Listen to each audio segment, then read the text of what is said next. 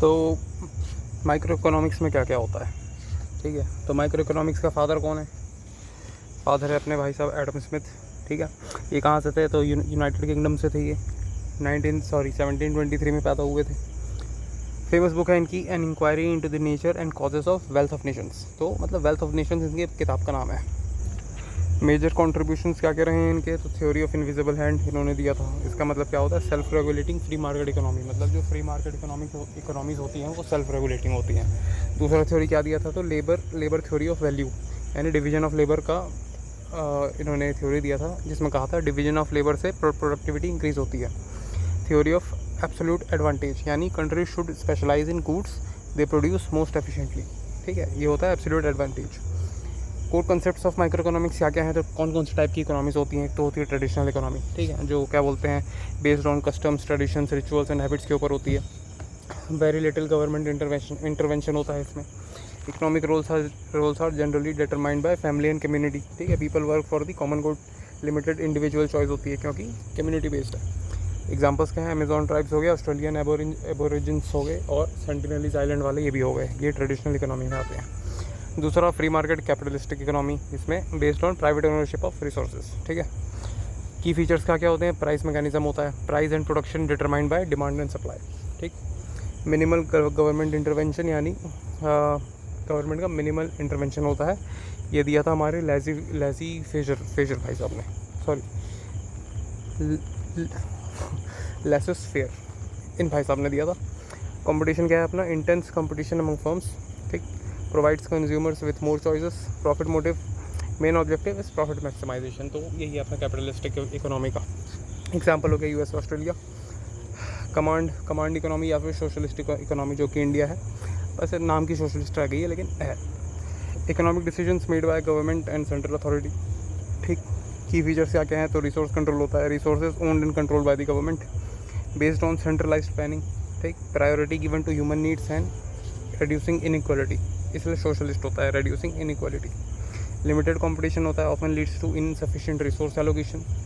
Consumers है fewer choices, इसलिए LPG reforms लाना पड़ा था हमें। एग्जांपल्स क्या क्या हैं? तो नॉर्थ कोरिया हो गया, क्यूबा हो गया, फॉर्मर सोवियत यूनियन हो गया, ठीक है। Mixed economy, combination of capitalist and socialist, जो कि इंडिया है अभी। Features: government controls the public sector, ठीक है। Individual and businesses control private sector. Balances market efficiency and social welfare, इन दोनों को बैलेंस करके चलती है हमारी मिक्स्ड इकोनॉमी।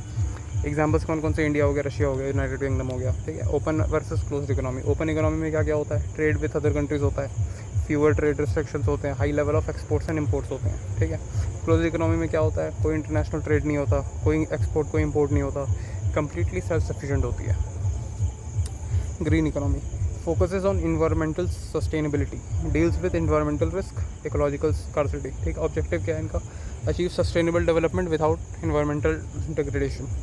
इंपॉर्टेंट टर्म्स कौन कौन से हैं? तो ग्रीन जीडीपी है एक, तो green GDP adjusted for resource depletion and environmental damage, यानी जो जीडीपी होता है उसमें क्या बोलते हैं, उसमें से माइनस कर दिया जाता है ये रिसोर्स डिप्लीशन और इन्वायरमेंटल डैमेज, उसके कॉस्ट माइनस कर दिए जाते हैं, वो आता है green GDP.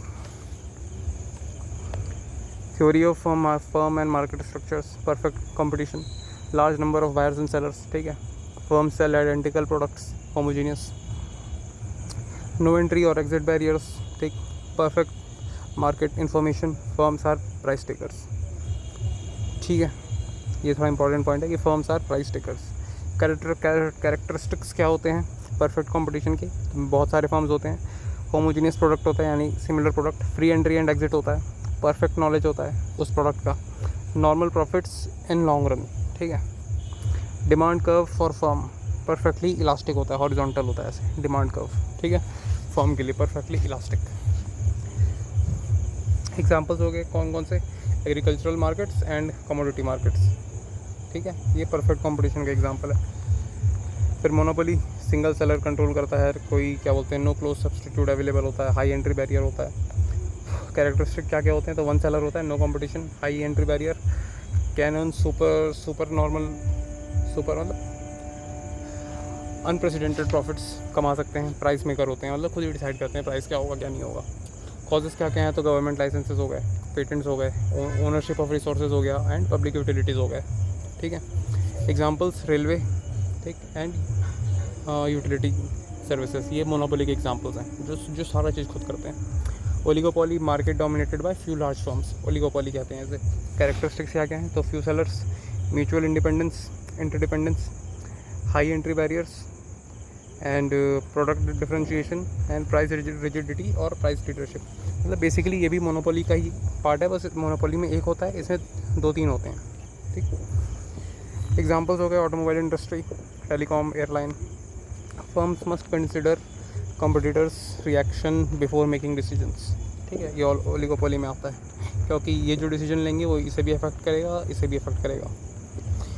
Monopolistic competition, many firms sell similar but differentiated products. Characteristics हो गया, जैसे फॉर एग्जांपल लेने तो सैमसंग गैलेक्सी सीरीज़ निकालता है और आईफोन अपना आईफोन वाली सीरीज़ निकालता है, ठीक है, तो सिमिलर हैं बट डिफरेंट भी हैं। तो लार्ज नंबर ऑफ सेलर्स हो गए, प्रोडक्ट डिफरेंशिएशन हो गया, ईजी एंट्री एग्जिट हो गया, सम कंट्रोल ओवर प्राइस हो गया, ठीक। Examples restaurants, clothing brands, cosmetic products. Competition occurs through branding, advertising, product quality and customer service, ठीक है। फिर market intervention in capitalist economies, free market principle. Prices determine होते हैं फ्री मार्केट में demand और सप्लाई से। Government intervention is kept minimal based on Adam Smith's invisible hand theory, ठीक है। इनविजिबल हैंड थ्योरी मतलब जो फ्री मार्केट में चीज़ें अपने आप गाइड होती हैं चीज़ें। Public goods and government rule, तो goods that are generally unprovided by private market तो पब्लिक गुड्स में आ जाते हैं, जैसे कि रोड हो गया, एजुकेशन हो गया, हेल्थ केयर, नेशनल डिफेंस, ये सब चीज़ें होंगी। Government intervenes to ensure adequate provisions, ठीक। फिर प्राइस सेलिंग हो गया, यानी maximum price, maximum legal price that can be charged set below the equilibrium price, ठीक है। ये इक्विलिब्रियम प्राइस के जस्ट नीचे सेट किया जाता है price ceiling. Design to protect consumers, ठीक। इफेक्ट्स क्या हो गया, तो डिमांड इंक्रीज़ होती है, सप्लाई डिक्रीज़ होगी, शॉर्टेज ऑकर होगा और ब्लैक मार्केट इमर्ज होगा। जैसे कि ये इफ़ेक्ट्स में काउंट होते हैं प्राइस सेलिंग के, इनके इफ़ेक्ट्स होते हैं। डिमांड इंक्रीज़ हो जाएगी तो क्या होगा कि लोग होर्डिंग करने लग जाएंगे, जिससे सप्लाई डिक्रीज़ होगा, फिर शॉर्टेज ऑकर होगा, जिससे ब्लैक मार्केट वाली परिस्थितियाँ पैदा होंगी, ठीक है। एग्जांपल रेंट कंट्रोल हो गया, ठीक है, एसेंशियल गुड्स ड्यूरिंग वॉर्स हो गया, फिर डिज़ास्टर टाइम प्राइस कंट्रोल हो गया। तो प्राइस सेलिंग कंज्यूमर प्रोटेक्शन के लिए होता है और शॉर्टेजेस को मैनेज करता है। Price floor, minimum price floor, minimum legal price allowed set up the equilibrium price, ठीक है। तो ये रहा इक्विलिब्रियम प्राइस, इसके जस्ट नीचे मैक्सिमम प्राइस फ्लोर को सेट करते हैं और इसके जस्ट ऊपर मिनिमम प्राइस फ्लोर को सेट करते हैं। Set up the equilibrium price, design to protect producers and workers, ये कंज्यूमर्स के लिए होता है प्राइस सेलिंग मैक्सिमम वाला, और मिनिमम वाला होता है प्रोड्यूसर्स एंड वर्कर्स के लिए। इफेक्ट्स क्या क्या होते हैं, तो सप्लाई इंक्रीज़ होती है, डिमांड डिक्रीज़ होती है, सरप्लस क्रिएट होता है बेसिकली। तो मैक्सिमम में शॉर्टेज क्रिएट होता है और इसमें सरप्लस क्रिएट होता है इफेक्ट्स में। एग्जांपल हो गया जैसे एमएसपी हो गया, ठीक, मिनिमम वेज लॉस हो गए। फिर मार्केट इक्विलिब्रियम, तो मार्केट इक्विलिब्रियम क्या होता है, occurs when quality demanded is equal to quantity supplied, quantity demanded is equal to quantity supplied. At this point कोई शॉर्टेज नहीं होता, कोई सरप्लस नहीं होता, मार्केट क्लियर्स एफिशिएंटली, ठीक है। Equilibrium price is determined at the intersection of demand and supply curves, यानी demand ऐसे जा रहा है, सप्लाई ऐसे जा रहा है, तो यहाँ पे इक्विलिब्रियम क्रिएट होता है। Example, a bakery sells all loaves produced without left over stock और अनमेट डिमांड, ये हो जाएगा अपना market equilibrium. Disequilibrium solutions situation से आगे होते हैं, तो सरप्लस एक्सेस सप्लाई हो गया, ठीक। ऑकर्स व्हेन क्वांटिटी सप्लाइड, ये ज़्यादा होती है क्वांटिटी डिमांडेड से। Usually when price is above equilibrium price, ठीक है। तो इफेक्ट्स क्या होगा, अनसोल्ड इन्वेंट्री जाएगी, प्रोड्यूसर्स क्या बोलते हैं, लोअर प्राइस को कम करेंगे, market moves back towards equilibrium, ठीक। शॉर्टेजेस, एक्सेस डिमांड, मतलब वही डिमांड ज़्यादा होगी, सप्लाई कम होगा। Usually when price is below equilibrium, ठीक है। इफेक्ट्स में क्या होता है, scarcity of goods, consumers compete for products, prices tend to rise।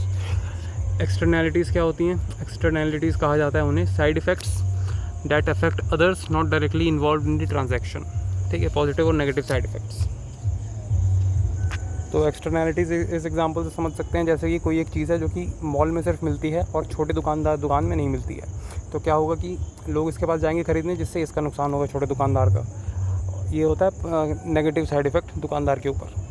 और वही चीज़ क्या बोलते हैं जो कि दुकानदार के पास मिलती है और बड़े मॉल वाले के पास नहीं मिलती है, ठीक है, तो लोग इसके पास जाएंगे, इसके पास नहीं जाएंगे, जिससे इसके ऊपर क्या बोलते हैं पॉजिटिव साइड इफेक्ट पड़ेगा एक्सटर्नैलिटीज़ का। तो इन्हें एक्सटर्नैलिटीज़ कहा जाता है। कंज्यूमर बिहेवियर थ्योरीज क्या क्या होती हैं? तो एक यूटिलिटी का मतलब होता है सेटिस्फैक्शन और benefit obtained from consuming a good और सर्विस। टाइप्स ऑफ यूटिलिटी कौन कौन सी होती हैं? कार्डिनल होती है और एक ऑर्डिनल होती है। कार्डिनल क्या कहती है? Cardinal utility can be measured numerically, ठीक है, satisfaction expressed in units and numbers. ये होती है कार्डिनल यूटिलिटी, जो कि जिससे सेटिस्फैक्शन को नंबर्स में या फिर यूनिट्स में एक्सप्रेस किया जा सके, वो होता है कार्डिनल, ठीक है। ऑर्डिनल क्या होता है? Utility can not be measured numerically, consumers only rank preferences usually presented using indifference curve, ठीक है। फिर यूटिलिटी थ्योरी, कंजम्पशन क्या हो गया? तो consumers try to maximise utility satisfaction, ठीक है, अजम्पशन हो गया, sorry consumers try to maximise utility that is satisfaction. Important concept है total utility, total satisfaction obtained from consuming all units, ये होता है टोटल यूटिलिटी। सारे यूनिट्स कंज्यूम करने के बाद जो टोटल सेटिस्फैक्शन मिलता है उसे कहते हैं टोटल यूटिलिटी।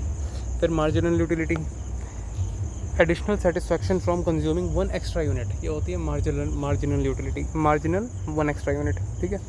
मार्जिनल कॉस्ट क्या होता है? The cost of producing one extra unit, तो जहाँ पे भी मार्जिनल आएगा वहाँ पे वन एक्स्ट्रा यूनिट का यूज़ किया जा रहा है। Law of diminishing marginal utility, as consumption increases additional satisfaction decreases, होता है ना ग्राफ ऐसे जाकर प्लेटो कर जाता है। तो जैसे जैसे क्या बोलते हैं कंजम्पशन इंक्रीज़ होगा, धीरे धीरे एक टाइम के बाद सेटिस्फैक्शन कम होते जाएगा या फिर मतलब स्टैग्नेंट हो जाएगा, ठीक है। Diminishing marginal returns, beyond a certain point adding more inputs results in decreasing additional output, same चीज़ है। Marginal rate of substitution represents the rate at which a consumer is willing to trade one good for another while maintaining the same utility level, ठीक है। Example क्या हो गया? Banana and apples, if a consumer is willing to give up 6 bananas for 3 apples, then MRS यानी कि marginal rate of substitution is -3/2 that is -2, sorry -6/3 that is -2, ठीक है। तो ये होती है marginal rate of substitution. Willing to यानी consumer willing to trade one good for another while maintaining same utility level, ठीक है। इंडिफरेंस कर्व क्या होता है? इसे प्रपोज किया था जे आर हिक्स ने एंड RGD एलन ने, ठीक है। ये होता है इंडिफरेंस कर्व। ये एग्जांपल दिया हुआ है हॉट डॉग्स का और हैमबर्गर्स का, ये था ना मार्जिनल रेट ऑफ सब्सटीट्यूशन, ठीक है। यहाँ पे भी था, कहीं पे था यार, कहाँ देखा था अभी, ये रहा ordinal utility can not be measured numerically, consumers only rank preferences, ये होती है हमारी इंडिफरेंस कर्व। ये कंज्यूमर ए का प्रेफरेंसेस ये है, कंज्यूमर बी का ये है, सी का ये है, हैमबर्गर्स और हॉट डॉग्स। तो ये बेसिकली होता है इंडिफरेंस कर्व या फिर मैप, जिसे प्रपोज किया था जे.आर. हिक्स ने और RGD एलन ने। मीनिंग क्या होती है? Shows combination of goods providing equal satisfaction, ठीक है। Features, consumers choose combination that maximise satisfaction based on ordinal utility. Ordinal यानी कि जो कि यूनिट्स में और नंबर्स में क्या बोलते हैं सेटिस्फैक्शन को प्रोजेक्ट नहीं कर सकता। Helps express consumer choice behaviour, ठीक, helps explain consumer choice behaviour. Related concept क्या है? तो law of diminishing marginal utility, additional units provide less satisfaction, वो ऊपर ही देख लिया। फिर होता है एक होता है एंगल कर्व, इसे अर्नेस्ट एंगल ने प्रपोज किया था, इसलिए एंगल कर्व नाम पड़ा है, ऑब्वियस सी बात है। मीनिंग क्या है? शोज रिलेशनशिप बिटवीन इनकम जो कि एक्स एक्सिस में होता है और डिमांड क्वांटिटी डिमांडेड जो कि वाई एक्सिस में होता है। तो डिमांड यहाँ पे और इनकम यहाँ पे, ठीक है। प्राइस रिमेन्स कांस्टेंट, ठीक। पर्पस क्या है? Explains how demand changes as income changes, ठीक है। ये कौन सी चीज़ हमें बताती है? वो बताती है एंगल कर्व जिसे दिया था अर्नेस्ट एंगल ने, ठीक है। क्या बताती है? तो क्या बोलते हैं? Explains how demand changes as income changes. Engel's law क्या कहता है? As income rises percentage of income spent on food decreases, actual expenditure on food में स्टिल इंक्रीज, यानी कि परसेंटेज जो है ओवरऑल इनकम का वो फूड में डिक्रीज़ करेगा। यानी कि जैसे पहले मेरी 100 रुपये सैलरी थी और अब 1000 हो गई, खाना तो मैं उतना ही खाऊंगा ना, तो ये चीज़ बताना चाह रहा है वो। Engel's law deals specifically with food expenditure patterns as income rises. तो एंगल्स लॉ जो है वो सिर्फ फूड एक्सपेंडिचर से डील करता है, ठीक है। फिर टाइप्स ऑफ गुड्स कौन कौन से होते हैं, तो एक नॉर्मल गुड होता है। नॉर्मल गुड में क्या होता है, इनकम ज़्यादा होगी तो डिमांड ज़्यादा बढ़ेगा, ठीक है। इन्फीरियर गुड्स में क्या होगी, इनकम ज़्यादा बढ़ेगी तो डिमांड डिक्रीज़ होगा एक पॉइंट के बाद, ठीक है। ये बैकवर्ड स्लोपिंग होता है, ये नॉर्मल वाला अपवर्ड स्लोपिंग होता है। फिर नेसेसिटीज़ जो कि नेसेसरी गुड्स होते हैं, demand increases slowly with income, ठीक है। फिर लग्जरी गुड्स जो कि क्या बोलते हैं, demand increases rapidly with income, ठीक है। तो नॉर्मल गुड होता क्या है अपना, नॉर्मल गुड्स में आ जाते हैं जैसे कि ब्रांडेड क्लोथिंग आ गई, फ्रेश प्रोड्यूस, ये सब चीज़ें आ गई, वो नॉर्मल गुड्स में आ जाती है, जिससे इनकम इंक्रीज़ होगा तो डिमांड भी इंक्रीज़ होगी, ठीक है। फिर इंफीरियर गुड्स में क्या क्या आ जाते हैं, तो जैसे कि मैगी वैगी हो गया, ठीक है, पब्लिक ट्रांजिट्स हो गए, ये आ जाते हैं इंफीरियर गुड्स में, जिसमें क्या होता है, इनकम इंक्रीज़ होगी तो डिमांड डिक्रीज़ होगी, ठीक, एक पॉइंट के बाद। फिर नेसेसिटीज़ क्या होती हैं, जो कि क्या बोलते हैं, मतलब नेसेसरी होती हैं लोगों के लिए, जैसे कि सब्जियां हो गई, ठीक है, जैसे और क्या हो जाएगा, जैसे घर हो गया, घर में भी रहना ज़रूरी है ना, तो डिमांड इंक्रीज़ होती है स्लोली विद इनकम, ठीक। लग्जरी गुड्स तो नाम से ही पता चल रहा है, demand increases rapidly with income, लोगों को दिखाने का शौक होता है ना, इसलिए डिमांड होती है इंक्रीज़। फिर production and cost analysis, factors of production कौन कौन से होते हैं, तो लैंड होता है, लेबर होता है, कैपिटल होता है और एंटरप्रेन्योरशिप होता है, नाम से ही पता चल रहा है क्या क्या चीज़ें होती हैं, ठीक है। फिर लॉ ऑफ क्या बोलते हैं, variable proportion statement, when more units of variable factors are added to a fixed factor, output initially increases, after certain point output increases at a decreasing rate, ठीक है। मतलब शुरू में तो ऐसे इंक्रीज़ होगा, लेकिन बाद में जो इंक्रीज़ होगा ना वो डिक्रीजिंग रेट पे इंक्रीज़ होगा। मतलब अगर शुरू में क्या बोलते हैं 20% पे इंक्रीज़ हो रहा था, तो यहाँ पे क्या बोलते हैं 15% पे इंक्रीज़ हो रहा है, ठीक है। तो ये कहना चाह रहा है इवेंचुअली आउटपुट में डिक्लाइन ऐसे जाके, ठीक है। ये होता है law of variable proportions. Example, more labour added to fixed land, ठीक है। कॉस्ट कंसेप्ट कौन कौन से होते हैं, तो एक होता है फिक्स्ड कॉस्ट होता है और एक वेरिएबल कॉस्ट होता है। फिक्स्ड कॉस्ट यानी कि जो कि टाइम के साथ चेंज नहीं होता, ठीक है, आउटपुट के साथ भी चेंज नहीं होता, जैसे रेंट हो गया, सैलरीज हो गई। वेरिएबल कॉस्ट क्या होता है, सैलरीज तो वैसे वेरिएबल में आ जाएगा, लेकिन कोई नहीं, मतलब रेंट वेंट हो गया ना, ये फिक्स्ड कॉस्ट होता है। जैसे लैंड की कॉस्ट हो गई, ये फिक्स्ड है। वेरिएबल कॉस्ट में चेंजेस विद आउटपुट, ठीक है। एग्जाम्पल, रॉ मटेरियल्स और वेजेस, ठीक, एक ही बात है सैलरीज और वेजेस में, तो ये इसको यहीं पर ले लेना। फिर टोटल कॉस्ट क्या होता है, टोटल कॉस्ट यानी fixed cost plus variable cost, ये हो जाता है टोटल कॉस्ट। फिर मार्जिनल कॉस्ट हो गया, एडिशनल, जहाँ पे मार्जिनल आ गया वहाँ पे 1 एक्स्ट्रा यूनिट ही आता है, ठीक।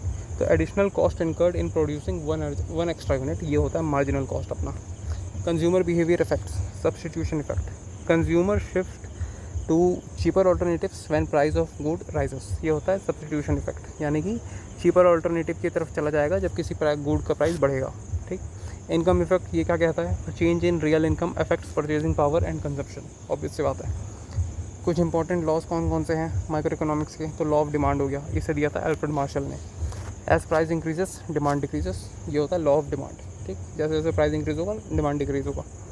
लॉ ऑफ सप्लाई, ये किसने दिया था, एडम स्मिथ ने दिया था। तो as price increases supply increases, ठीक।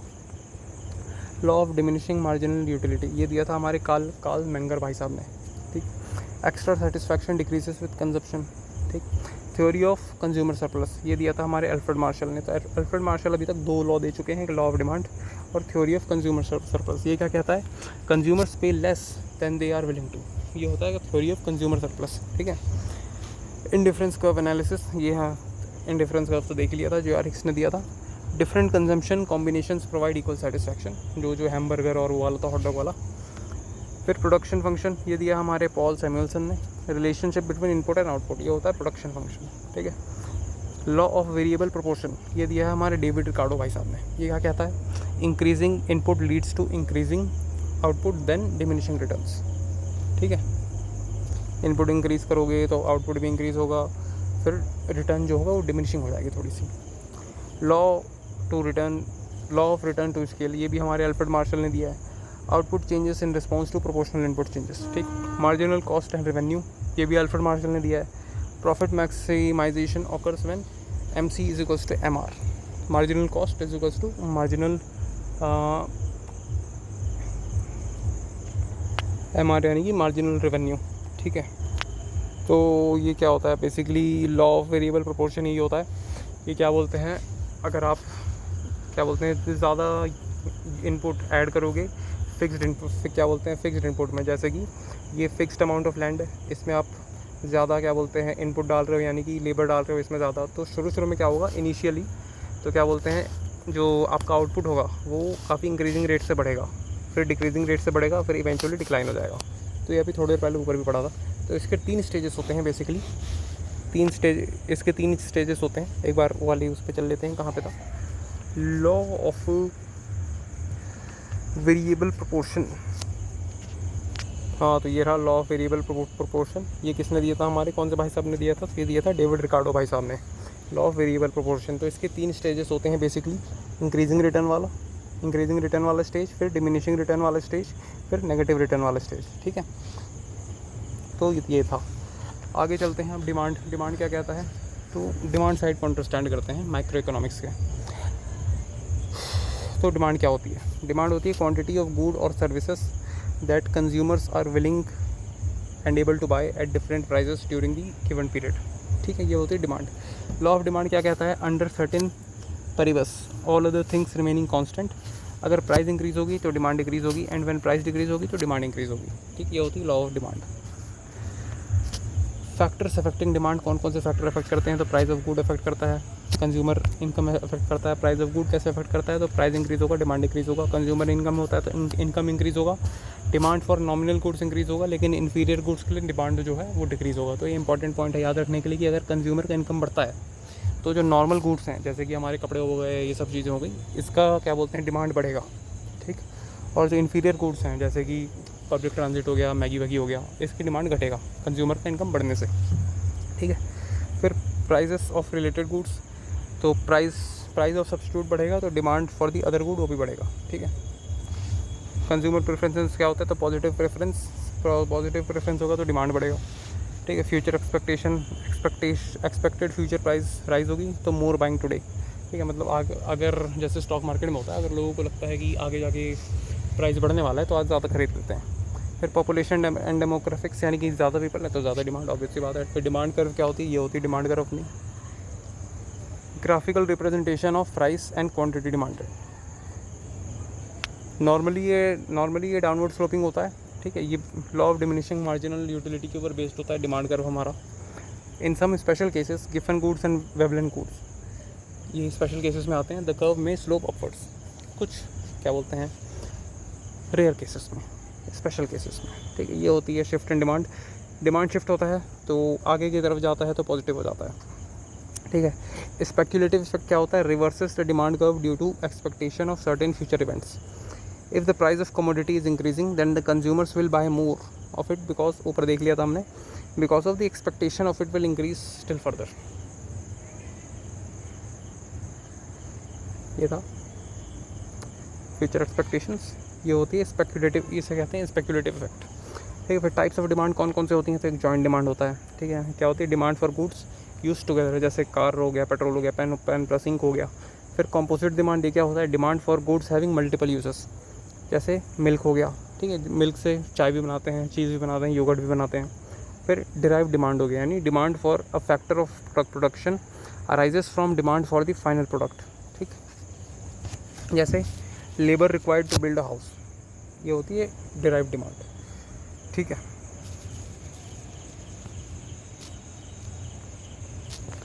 फिर special goods and expectations of the law of demand. Inferior goods कौन कौन से होते हैं, तो demand decreases and income increases, कितने बार पढ़ लिया है। फिर consumer switch to better quality alternatives, example हो गया जैसे कोर्स ग्रेन्स हो गए, चीप सीरियल्स हो गए। ठीक है, तो डिमांड डिक्रीज होती है जब इनकम इंक्रीज होती है, ये होती है इन्फीरियर गुड्स की। फिर गिफन गुड्स हो गए जैसे low income necessity goods with no close substitute, ये होती है गिफन गुड्स।